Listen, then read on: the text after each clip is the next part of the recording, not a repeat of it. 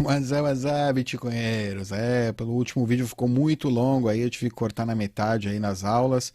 Vamos agora continuar então com a toca do coelho Bitcoin, capítulo 2, economia, né? Vamos ver aqui os outros aspectos da economia. Vamos entender aqui então o que ficou faltando aí na última aula.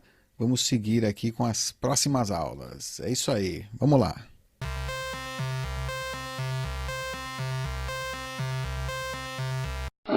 Aula 10. Valor.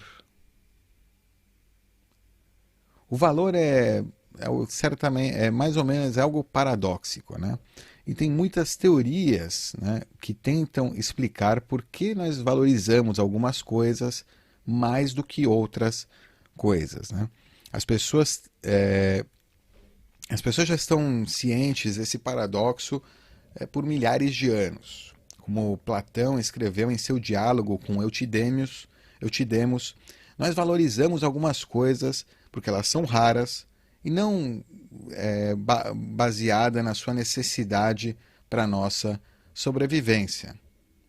E se você for prudente, né, você dará o mesmo conselho para os seus pupilos também.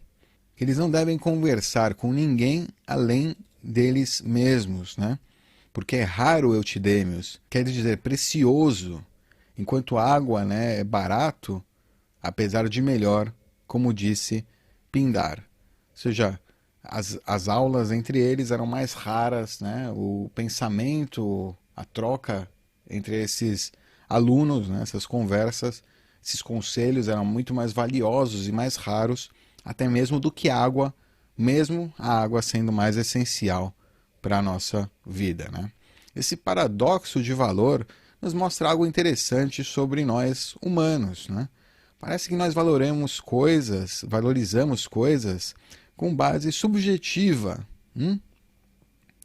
mas com um certo critério não arbitrário. Uma coisa pode ser preciosa para nós por diversos motivos, mas as coisas que nós valorizamos, elas certamente têm algumas características compartilhadas, né? Se podemos copiar algo muito fácil, ou se é naturalmente abundante, nós não valorizamos. Parece que valorizamos algo porque é escasso. Ouro, diamantes, tempo, difícil ou que tem muita, né, trabalho envolvido para produzir. Não pode ser substituído, como uma velha fotografia de alguém amado. É útil de uma maneira que permite que nós façamos coisas, né, que de outra forma não poderíamos fazer, ou uma combinação de todos esses, né, como uma grande obra de arte. O Bitcoin é tudo isso acima, né? É extremamente raro, tem apenas 21 milhões, está cada vez mais difícil de produzir, né? A gente tem um halvening, ou seja, a cada 4 anos, basicamente, 210 mil blocos, a gente tem a emissão, ela é dividida por dois. Ele não pode ser substituído, né? Uma chave privada perdida é uma chave perdida para sempre, né? E nos permite fazer algumas coisas bastante úteis, né? Transferência de valor no mundo inteiro, global, tal, além de smart contracts, Lightning Network, multisig, corporação, né? Descentralizada, all that. é, é o melhor, é a melhor ferramenta, né, para a transferência de valor entre fronteiras, virtualmente resistente à censura, né, e confisco no processo, além, né, de ser uma reserva de valor soberana, né, self-sovereign, negócio soberano, autossoberana, que permite que indivíduos armazenem suas riquezas independente de bancos e governos, apenas para nomear dois outros agentes aí, terceiros que estão, né, envolvidos na sua custódia de dinheiro, né? Hoje em dia, no caso do Bitcoin, é você e a rede. O Bitcoin me ensinou que o valor é subjetivo, mas não arbitrário.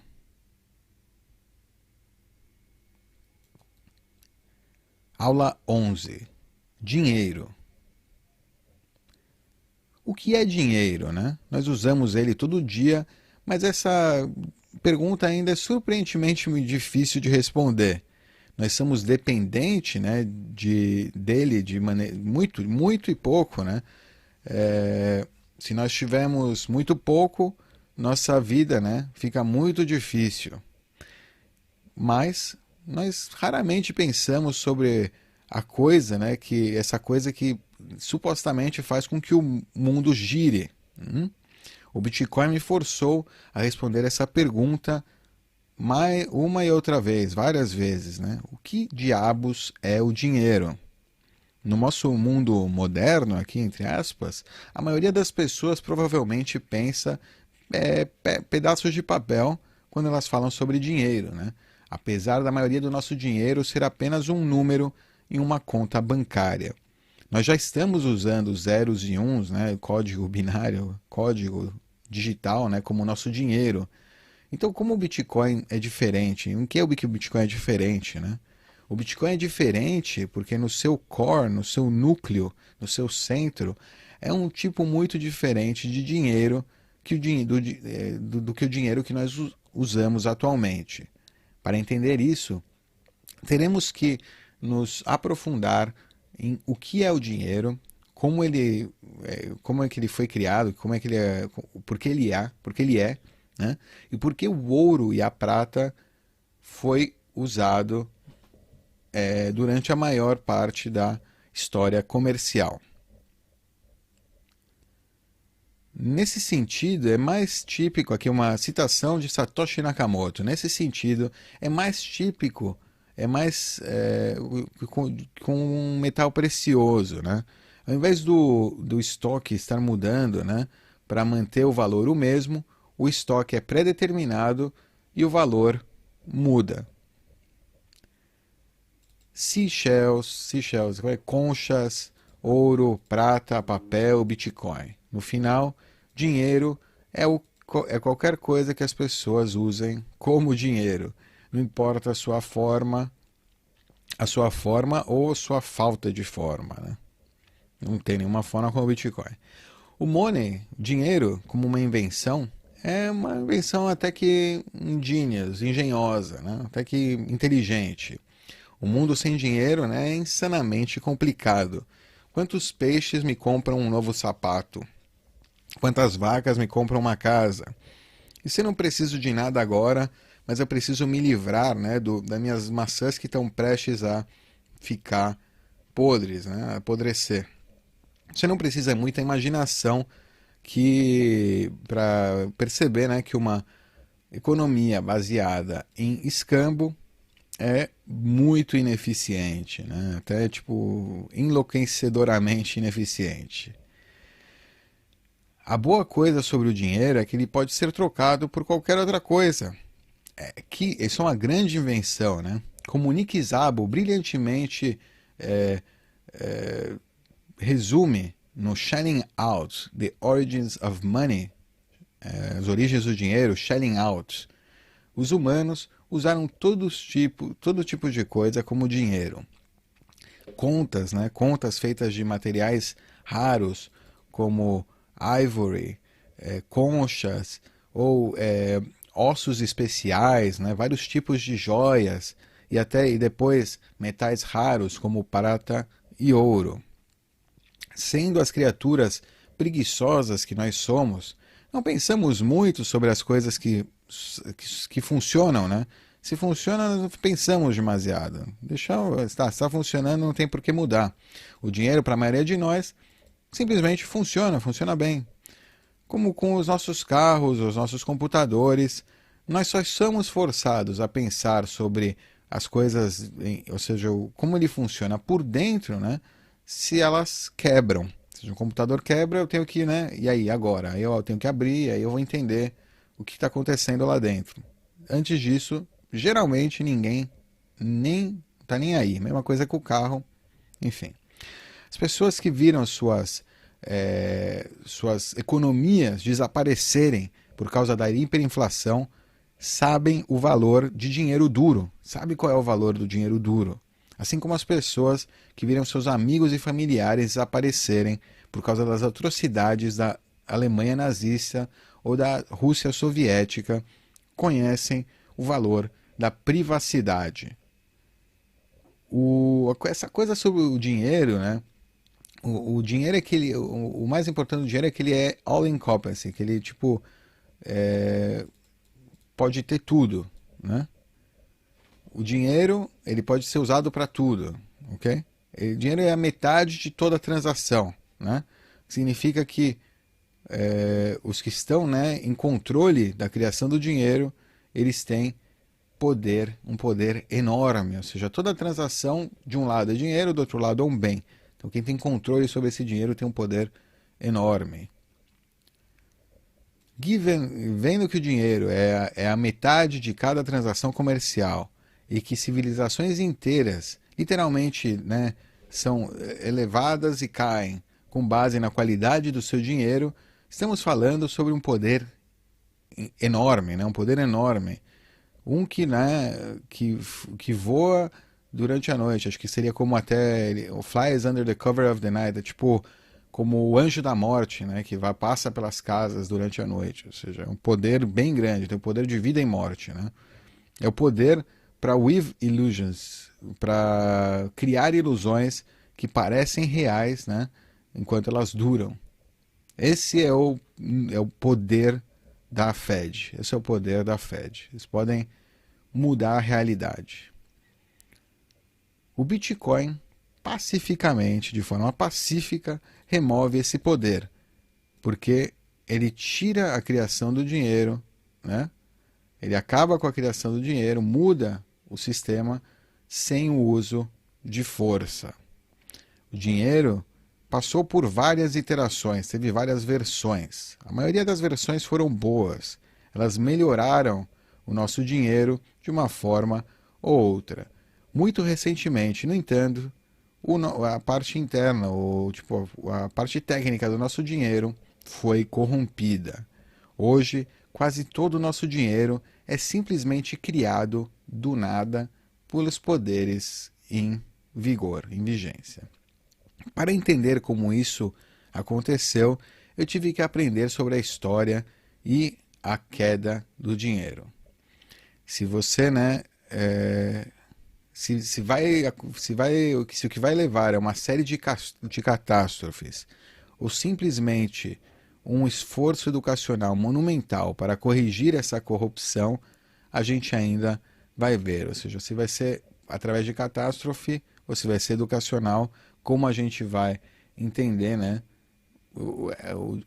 essa queda, a gente ainda vai ver. Eu rezo aos deuses, né, do sound money, do dinheiro duro, que seja, né, através de educação, que seja pacífica essa transição. O Bitcoin me ensinou o que é o dinheiro.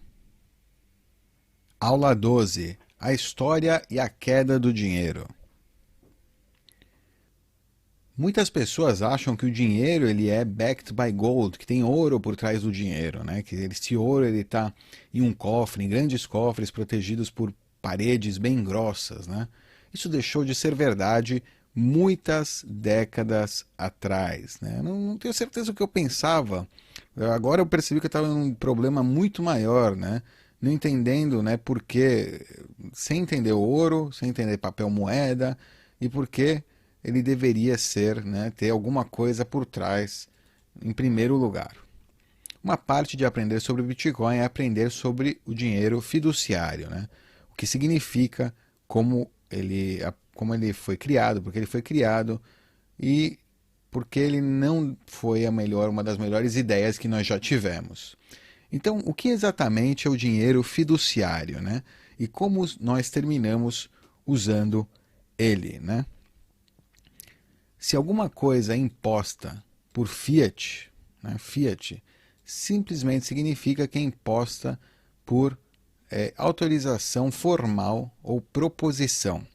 Portanto, dinheiro fiat é dinheiro simplesmente porque alguém disse que ele é dinheiro. Já que todos os governos usam moeda fiduciária hoje em dia, esse alguém é o seu governo. Infelizmente, você não tem a liberdade, né, de discordar com essa proposta de valor. Você rapidamente sente, né, que essa proposta, você vai rapidamente sentir que essa proposição, essa proposta é tudo menos não violenta.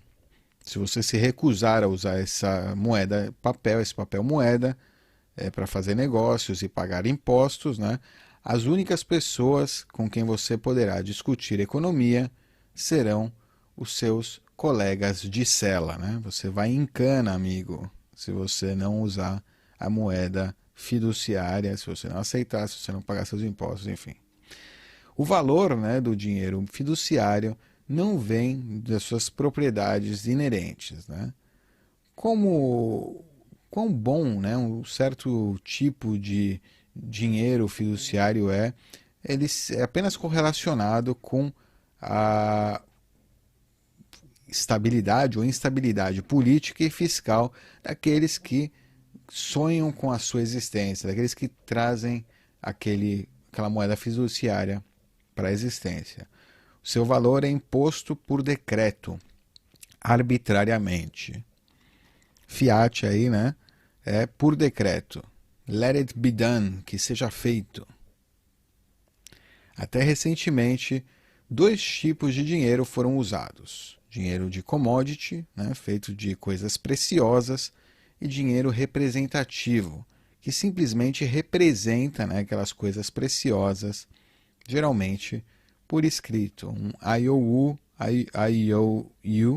né, uma dívida, uma promissória, que, né, diz este papel vale tanto ouro, vale tanta prata, vale tanta propriedade.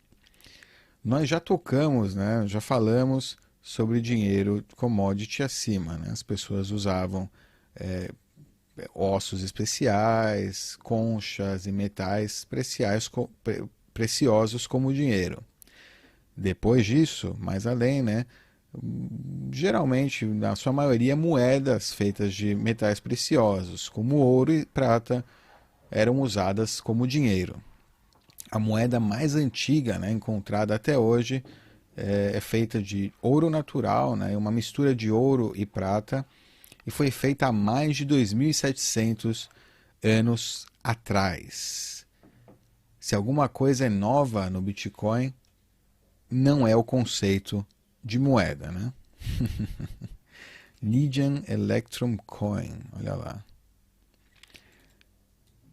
Como a gente já sabe, parece que, né, guardar moedas, né, ou fazer o hodling, como a gente usa hoje em dia, é quase tão velho como as moedas. Ou seja, as pessoas as moedas de ouro sempre, as pessoas que queriam guardar, queriam ter, queriam reservar seu valor usando essas moedas porque elas eram vistas como raras, especiais.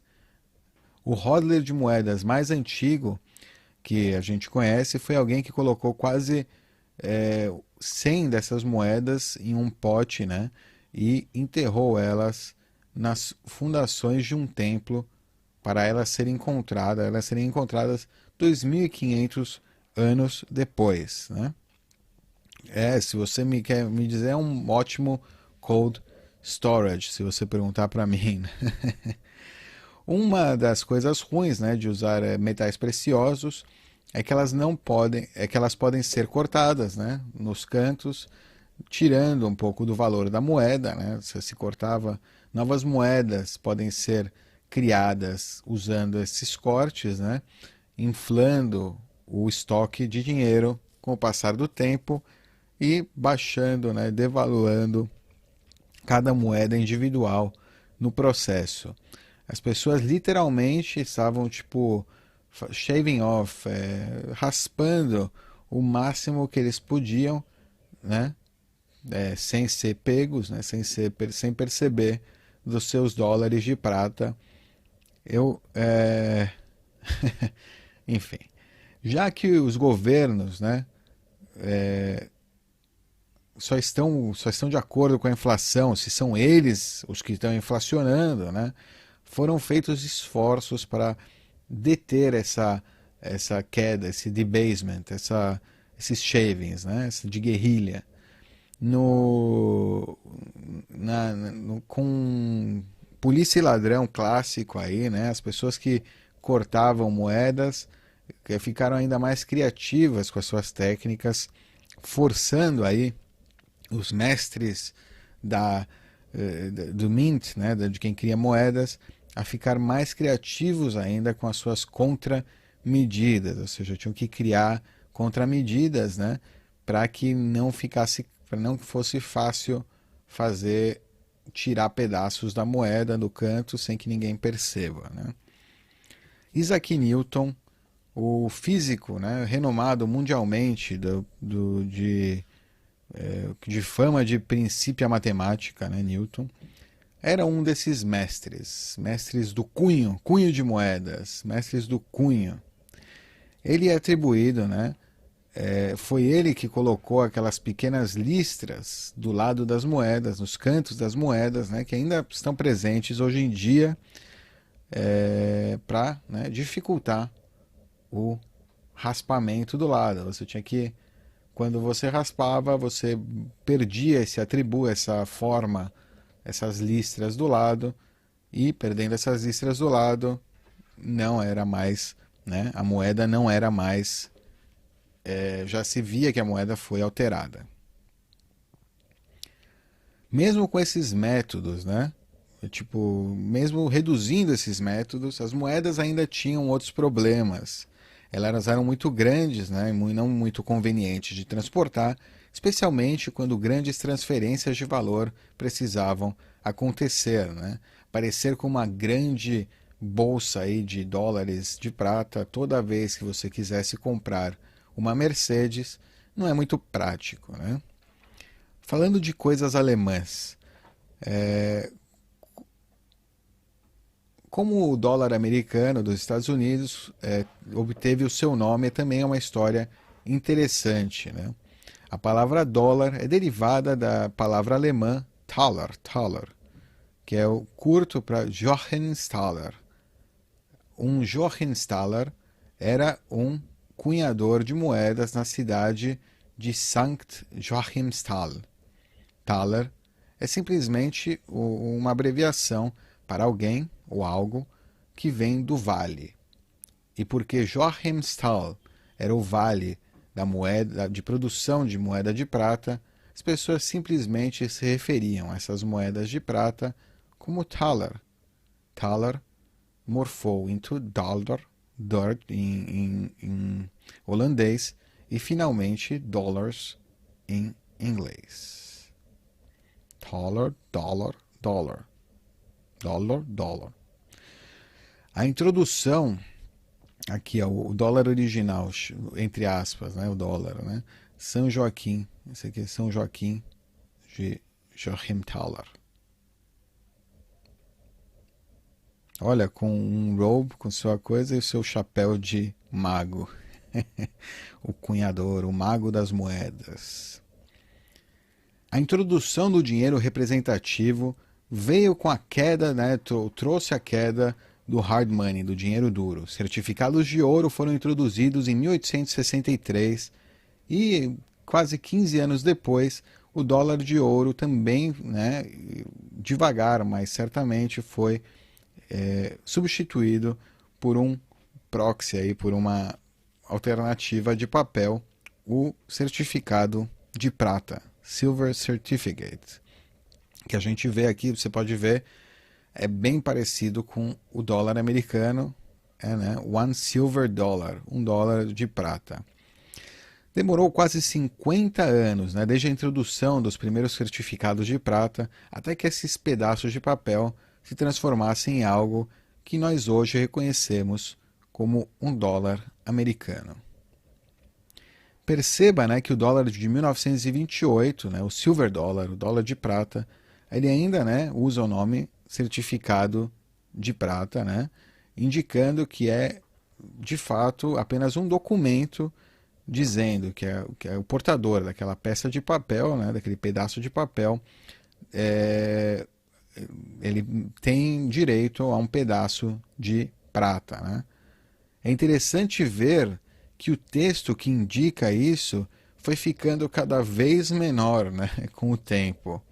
O traço, né, do certificado desapareceu completamente depois de um tempo, sendo substituído pelo aquele statement, pelo, né, dizendo algo que dizia que essas são notas da Reserva Federal. Como mencionado acima, a mesma coisa aconteceu com o ouro.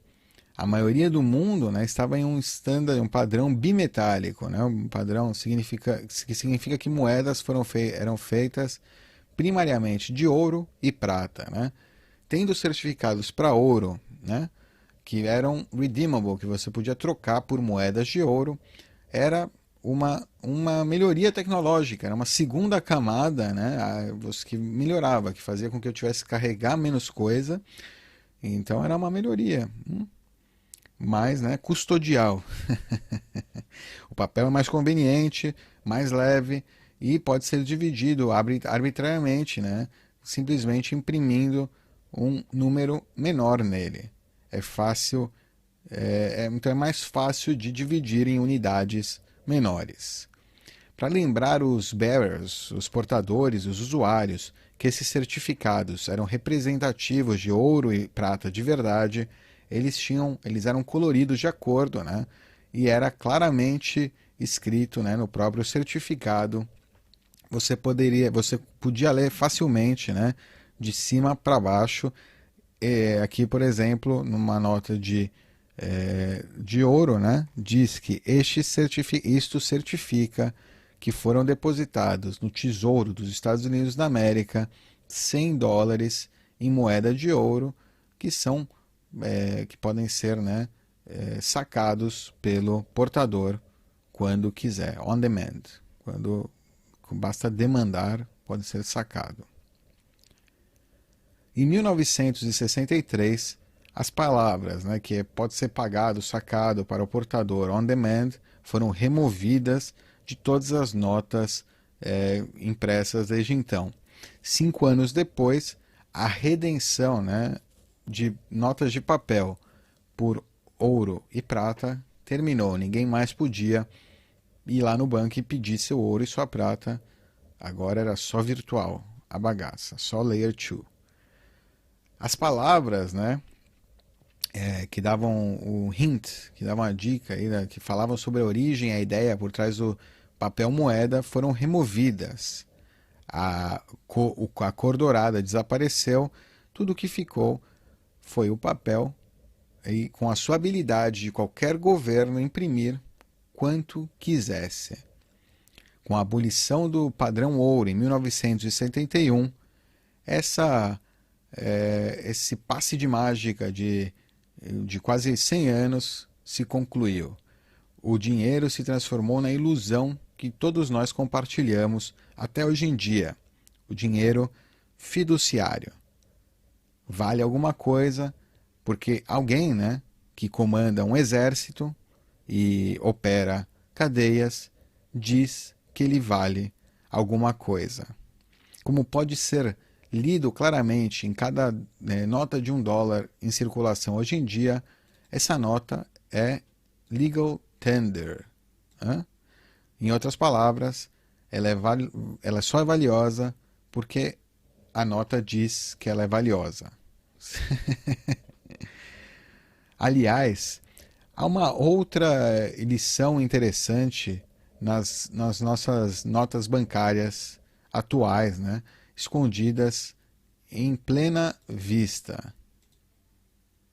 A segunda linha, né, lê que é legal tender, ou seja, tem valor legal, para todas as dívidas públicas e privadas. O que pode ser óbvio para economistas, né, foi surpreendente para mim. Todo dinheiro é dívida. Minha cabeça ainda está doendo por causa disso, e eu vou deixar, né, a exploração da relação de dinheiro em dívida e dívida como um exercício para o leitor. Ou seja, se aprofunde nisso, né? Dinheiro é dívida na economia moderna atual. Como vimos, ouro e prata foram usados como dinheiro por milhares de anos. Durante todo esse tempo, as moedas feitas de ouro e prata foram, com o tempo, né, essas moedas feitas de ouro e prata foram substituídas por papel. O papel lentamente foi aceitado como pagamento. Essa aceitação criou uma ilusão, a ilusão de que o papel em si tem valor. O movimento final, né, o toque final, foi completamente, né, foi tirar completamente o vínculo entre a representação e o valor atual, valor real. Abolir, né, o padrão ouro e convencer as pessoas que o papel em si é precioso. O Bitcoin me ensinou sobre a história do dinheiro, né, e o maior passe de mágica da história da economia, a moeda fiduciária. Aula 13. A insanidade, a loucura da reserva fracionária. Valor e dinheiro não são assuntos triviais, especialmente nos dias de hoje. O processo de criação de dinheiro em nosso sistema bancário é igualmente não trivial e não consigo, né, deixar de pensar que ele seja assim de propósito, né? Seja difícil de propósito. O que eu encontrei anteriormente apenas na academia, né, na academia e em textos legais, parece ser uma prática comum no mundo financeiro também. Nada é explicado em termos simples. Não porque é realmente complexo, né, verdadeiramente complexo, mas porque a verdade está escondida por trás de camadas e camadas de jargões e complexidade aparente. Política monetária expansionária, quantitative easing, né, facilitação quantitativa, estímulo fiscal para a economia. A audiência, ela, tipo, balança a cabeça, concorda, hipnotizada pelas palavras aí tão fancy, né? Essas palavras tão bonitas, tão complicadas. A reserva, reserva fracionária, banking, né? O banco de reserva fracionária, né? E o quantitative easing são duas dessas palavras, né? Luxuosas, essas palavras bonitas que ofuscam, que tipo nos tiram, né?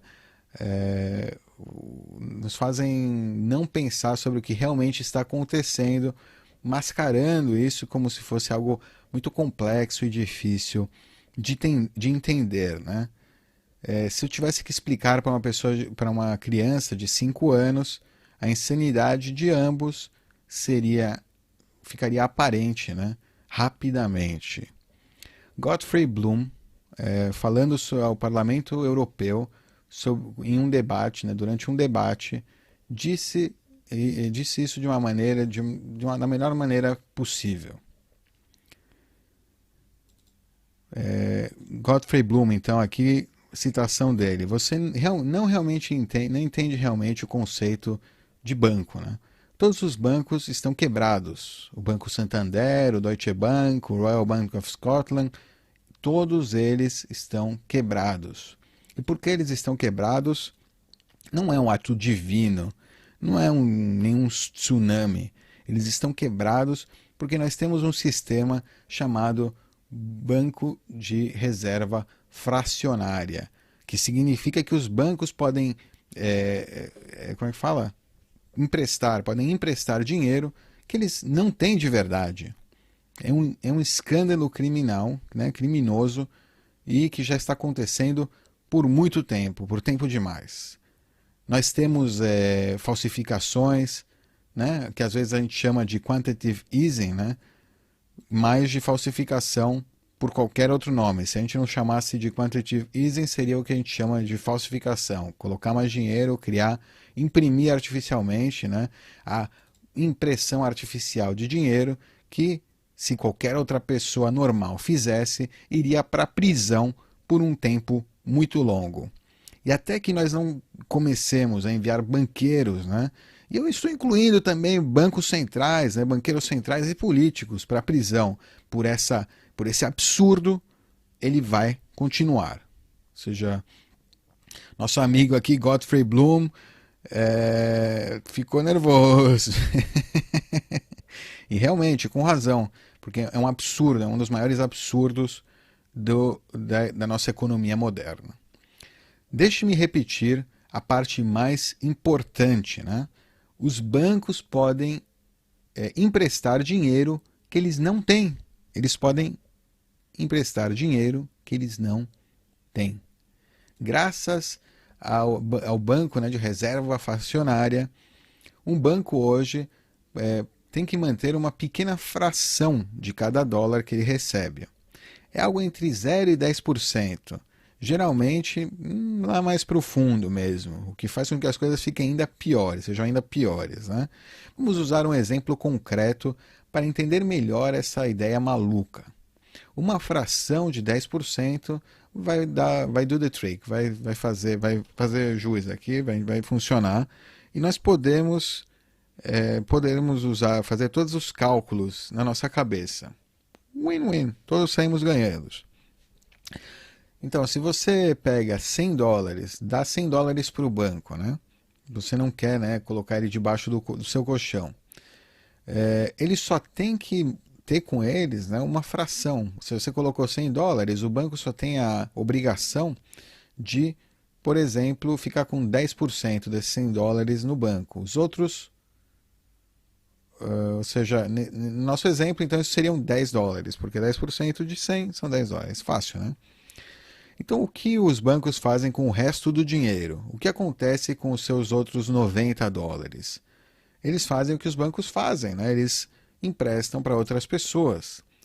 O resultado é um efeito de multiplicação do dinheiro, né? Que aumenta o estoque de dinheiro na economia enormemente, né? O seu depósito inicial de $100 logo se transformará em 190, né?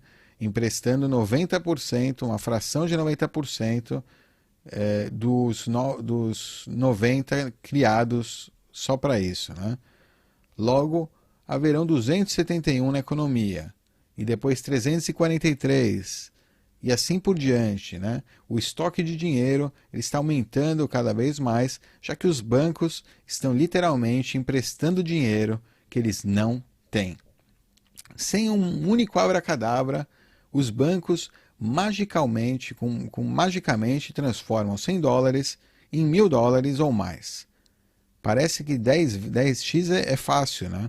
Você só precisa de algumas rodadas aí de empréstimos.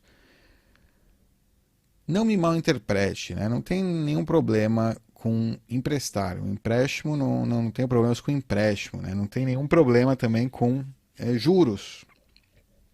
Também não tem nenhum problema com os bancos aí guardando sua riqueza em um lugar mais seguro do que, né, dentro da sua casa,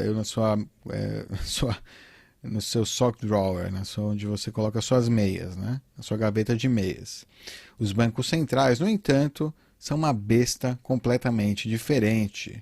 Abominações de regulação financeira, metade pública, metade privada, brincando de Deus com algo que afeta todo mundo que faz parte da civilização global, sem uma consciência, interessada apenas no futuro imediato e, né, sem nenhum accountability, sem ninguém para verificar eles, sempre ninguém para auditar eles, sem ter que prestar contas para ninguém. Enquanto o Bitcoin ainda é inflacionário, ele deixará de ser em breve. O estoque limitado, estritamente limitado, de 21 milhões de Bitcoins, eventualmente, né, vai terminar com a inflação por completo. Agora nós temos dois mundos monetários. Um mundo inflacionário, onde o dinheiro ele é impresso arbitrariamente, e o mundo do Bitcoin, onde o estoque final é fixo e facilmente auditável por qualquer pessoa. Um é forçado, né? Um é forçado por violência e outro qualquer pessoa pode participar se ela desejar. sem barreiras para entrada, sem que ninguém peça, sem necessidade de pedir permissão. Participação voluntária. Essa é a beleza do Bitcoin. Eu argumentaria, né, que o argumento entre keynesianismo e economistas austríacos não é mais puramente acadêmico. O Satoshi ele conseguiu construir um sistema para a transferência de valor com esteroides, né, acelerado, criando o dinheiro mais duro que já existiu no processo. De uma forma ou outra, né, mais e mais pessoas aprenderão sobre o SCAN, que é o banco, né, de reserva fracionária. Se eles chegarem a conclusões similares, como a maioria dos austríacos e bitcoiners, eles podem unir-se, né, ao crescente dinheiro da internet, a crescente internet do dinheiro. Né? Ninguém pode parar eles, impedir eles, se eles escolherem fazer isso. Ou seja, mesmo que você hoje seja um no-coiner, não, Bitcoin é uma bosta, não sei o quê. Amanhã você muda de ideia, ninguém vai poder impedir você de participar desse sistema, já que ele é livre e não precisa pedir permissão para ninguém para fazer parte dele. O Bitcoin me ensinou que a reserva fracionária é uma loucura pura, insanidade pura. Aula 14. Sound Money, dinheiro duro. A lição mais importante que eu aprendi do Bitcoin é que no longo prazo, hard money, dinheiro duro, é superior a dinheiro mole. Dinheiro duro também é chamado de sound money, é uma moeda, né, que é usada mundialmente, globalmente, e que serve como uma reserva de valor reliable, que você pode confiar, de confiança. É verdade, o Bitcoin ele ainda é jovem e volátil. Né? Críticos dirão que ele não é uma boa reserva de valor. Né? O argumento da volatilidade é o ponto, né? É a falha. Né? A volatilidade ela é esperada. A gente espera a volatilidade. O mercado, né, vai demorar um pouco para definir qual é o preço justo desse novo dinheiro. Né? Também como se aponta aí com humor, está também um erro de medida. Né? Se você pensa em dólares, você vai falhar de ver que um Bitcoin, falhar em entender, né, que um Bitcoin é e sempre será um Bitcoin. Ou seja, nesse caso ele está segurando o seu valor. Um Bitcoin sempre é um Bitcoin. O que a gente vê de volatilidade é o valor em dólares. Um estoque de dinheiro fixo ou um estoque alterado apenas de acordo com critérios objetivos e calculáveis é uma condição necessária para o preço justo, para um preço justo significativo do dinheiro. Bernard W. Dempsey, olá, uma citação aí.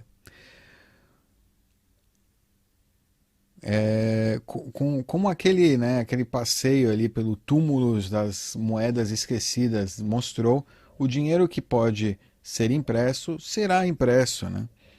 Até agora, nenhum humano na história conseguiu resistir a essa tentação, a tentação de imprimir dinheiro a rodo.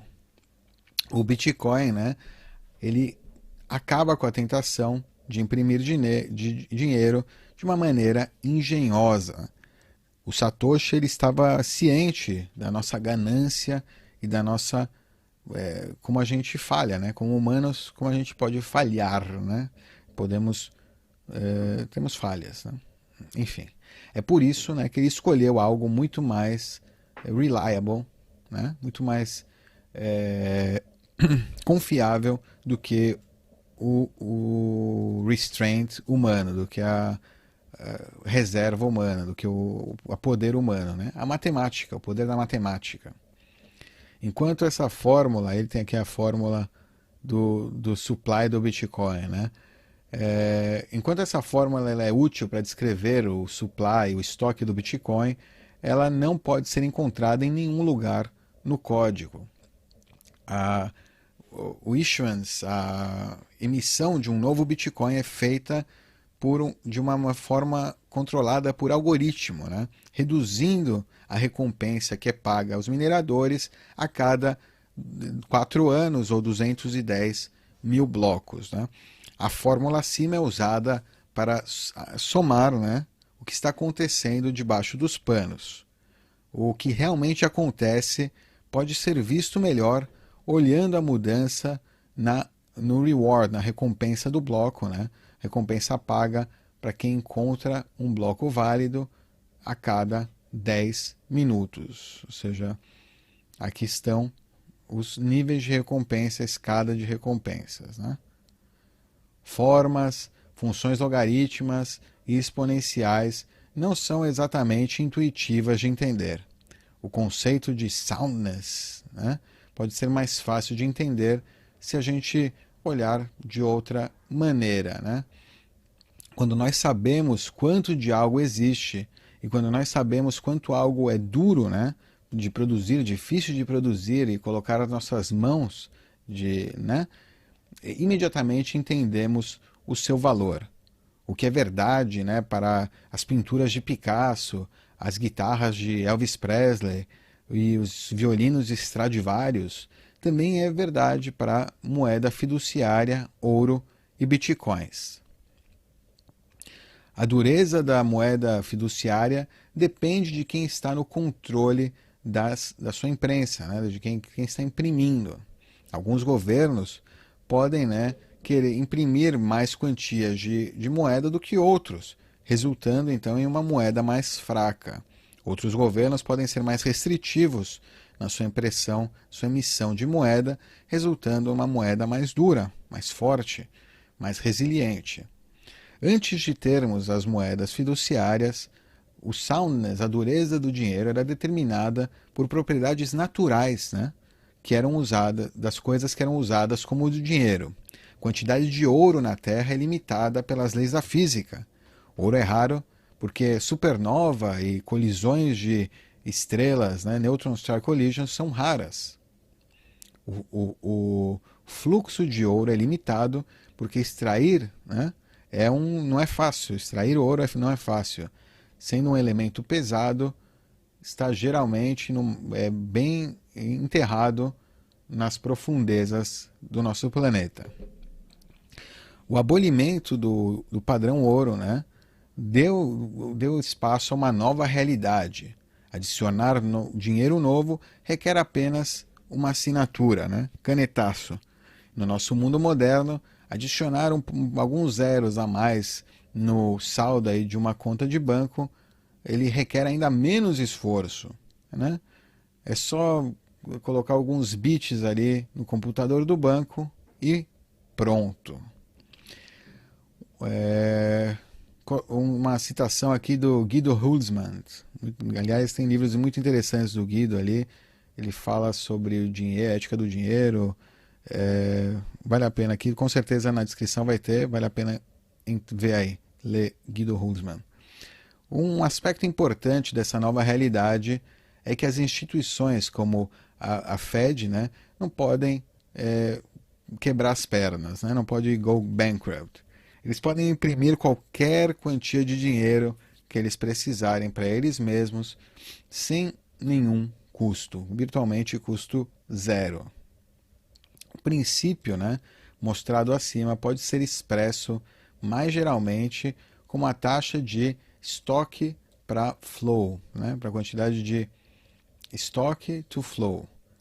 Simplesmente, né, colocando estoque é quanto algo já existe, né, e para o nosso purpose, por exemplo, para o nosso propósito aqui, o estoque ele é medido do estoque de dinheiro atual, né?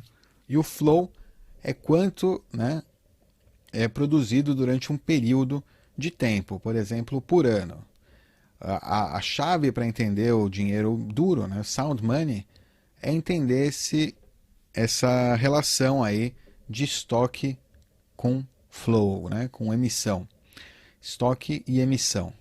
Calcular, né, o ratio, essa taxa aí de estoque e emissão para moeda fiduciária é difícil, porque por a quantia de dinheiro que existe, né, e essa quantia depende de como você olha para ela, né? Você pode contar apenas as notas bancárias e moedas, né, M0, o que está aí fisicamente.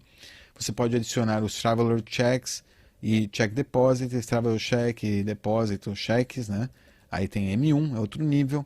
Adicionar as poupanças, fundos mutuais e outras coisas, M2, e até mesmo adicionar certificados de depósito para tudo isso, né? M3.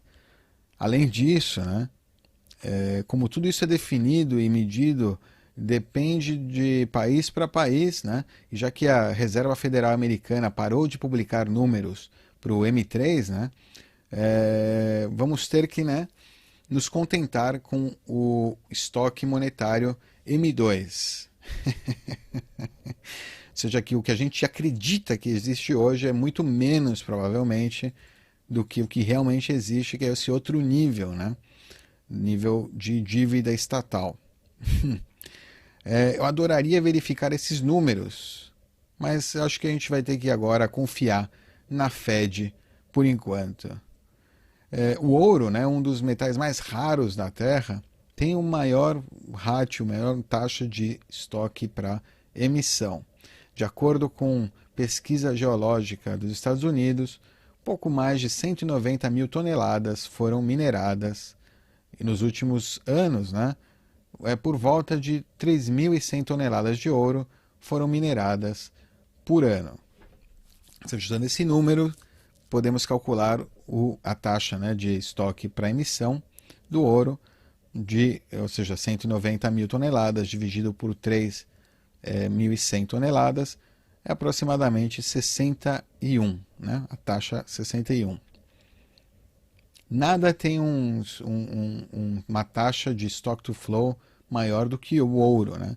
É por isso que o ouro até agora era o dinheiro mais sound, mais duro em existência. Se diz, né, muito que todo ouro minerado até então preencheria duas piscinas de tamanho olímpico. Ou seja, seria todo esse ouro que foi minerado até hoje, milhares de anos, preencheriam apenas 2 piscinas olímpicas. De acordo com os meus cálculos, precisaríamos de 4. Então talvez isso precise ser atualizado, ou, né, as piscinas olímpicas ficaram menores. Igual, você vê, não é muito espaço, né? Isso não é muito ouro, parece que são muitas toneladas, mas se você colocar isso em um espaço físico apenas, você percebe que para todo mundo, não é muito ouro.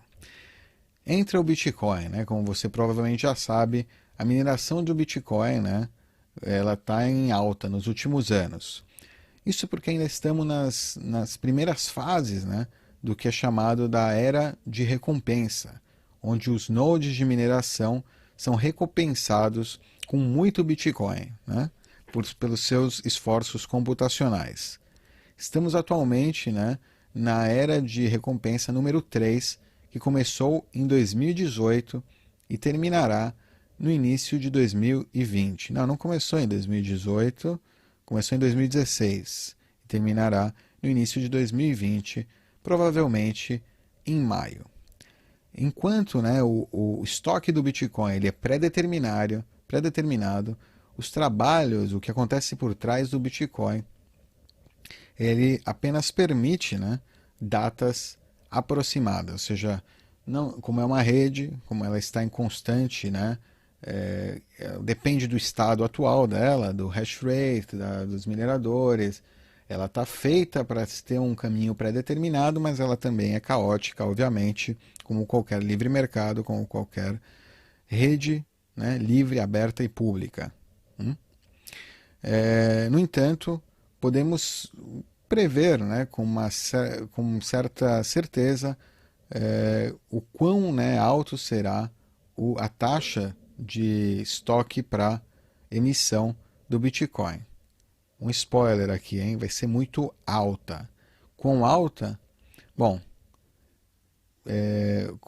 como você já deve estar prevendo, o Bitcoin vai ficar duro infinitamente, ou seja, vai cada 4 anos que passam, mais e mais duro. Por quê? Porque existe uma decrease, uma diminuição exponencial da recompensa de mineração, né? Ou seja, a emissão de novos bitcoins vai diminuir, resultando, né, em um aumento gigante, né, nessa taxa aí de stock to flow, estoque para emissão. Em 2020 vai ficar próxima a do ouro, né, como a gente viu, e vai só 4 anos depois vai ultrapassar o ouro na sua dureza, né? E essa vai vir em dobro, né? Vai ficar 2 vezes mais duro do que o ouro. Então, e aí depois de 4 anos, mais 2 vezes duro, exponencialmente, né? 2 vezes, 2 vezes, 2 vezes, 2 vezes, 64 vezes.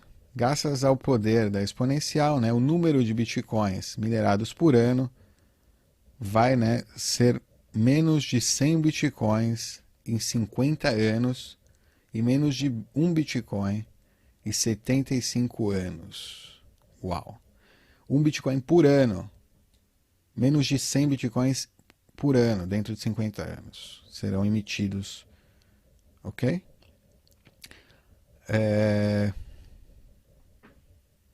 De acordo, né, a Faucet, que é esse block reward, essa recompensa de bloco, ela vai secar por volta do ano 2140, né?